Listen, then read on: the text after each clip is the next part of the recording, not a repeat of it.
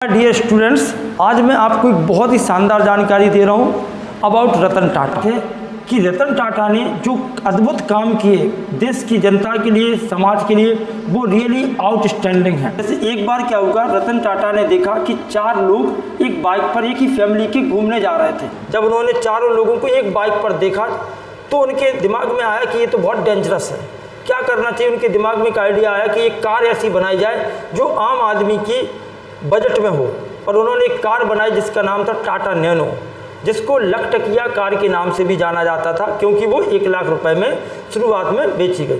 काफ़ी सारे लोगों ने उस कार को ख़रीदा, एंजॉय किया, और मात्र 1 लाख रुपए में उन्होंने कार कई लोगों को पहुँचा दी। अब बात सोचने की ये है कि आज के समय में 1.25 लाख रुपए, 1 लाख रुपए के आसपास बाइक और स्कूटी आ रही है, और उन्होंने कार हमें दे दी। He was a very famous industrialist and he did many great works for the welfare of the public, welfare of the country, welfare of the world also। कमाल की बात यह है कि जुलाई के महीने में रतन टाटा ने अपने कुछ शेयर्स BSNL के साथ में शेयर किए, और उसका इफेक्ट ये हुआ कि BSNL अच्छी सर्विस देने लगा, और हम सभी को कम रेट पर एक सही प्राइस पर BSNL की सर्विसेज मिलने लगी, और वो नेटवर्किंग का जो इशू था उन्होंने वो भी दूर किया। इसका एक फ़ायदा ये भी हुआ कि जो अदर कंपनीज थी जैसे कि जियो, वोडाफोन, एयरटेल, इनको भी अपने रिचार्ज के पैक कम करने पड़े। तो मैं ये बताना चाह रहा हूँ कि अगर कोई अच्छा व्यक्ति किसी इंडस्ट्री में, किसी भी फील्ड में काम करता है तो उससे हमेशा पब्लिक को फ़ायदा होता है। रतन टाटा जैसे और भी उद्योगपति अगर देश में हों तो हमारा देश बहुत तरक्की कर सकता है, और कॉमन लोगों को भी अच्छी सुविधाएँ मिल सकती हैं। Now I would like to tell 4 very important things about Ratan Tata.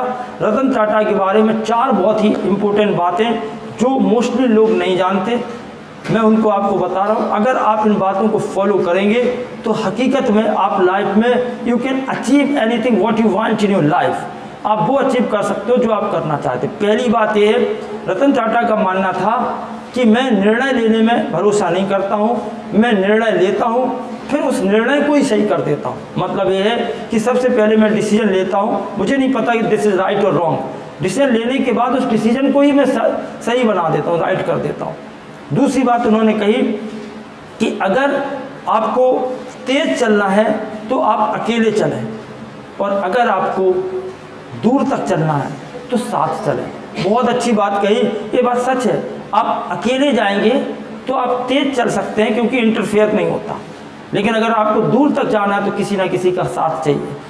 अगर हम इसको बिजनेस में बात करें, अगर आपको बिजनेस को बहुत आगे तक लेके जाना है तो आपको एक टीम चाहिए।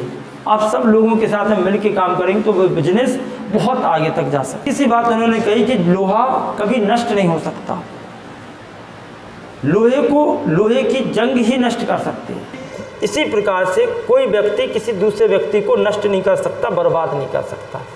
उस व्यक्ति की मानसिकता उसे बर्बाद करती है।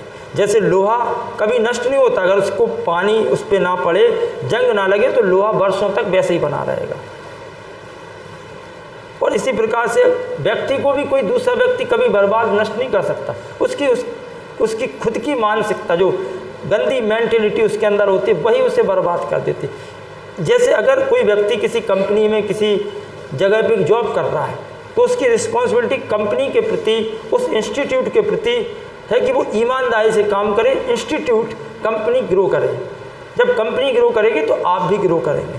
अगर आपकी मानसिकता ये रहेगी हम तो एम्प्लॉय हैं और हमें तो अपने काम से काम करना है, तो आप भी ज़्यादा प्रोग्रेस नहीं कर पाएंगे और कंपनी भी नहीं कर पाएगी। लास्ट इम्पोर्टेंट थिंग कि अगर कोई आप पर पत्थर फेंके तो पलट के उस पत्थर को, उसको ये नहीं कि उसको फेंक के मार दिया, बल्कि उस पत्थर को ले लो और उससे एक सुंदर इमारत बना दो।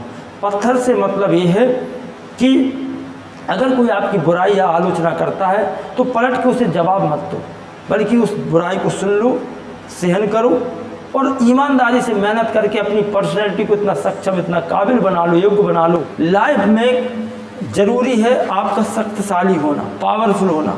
अगर आप पावरफुल है तभी आप सर्वाइव कर सकते हो, तरक्की कर सकते हो, और बहुत इज्जत से, रिस्पेक्ट के साथ लाइफ जी सकते हो।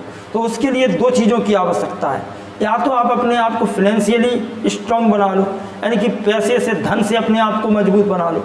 और अगर आप धन से मजबूत ना बना पाए तो मेरा ये मानना है कि आप मेंटली अपने आप को स्ट्रांग बना लो, अपने दिमाग से, अपनी योग्यता से, अपने टैलेंट से इतना काबिल, इतना योग्य बना लो कि पैसा फिर अपने आप आपके पीछे भागेगा। और नहीं तो फिर आप पैसे के पीछे जीवन भर भागेंगे, क्योंकि you have no any good quality. तो एक क्वालिटी तो आपके अंदर होनी चाहिए। Thank you so much.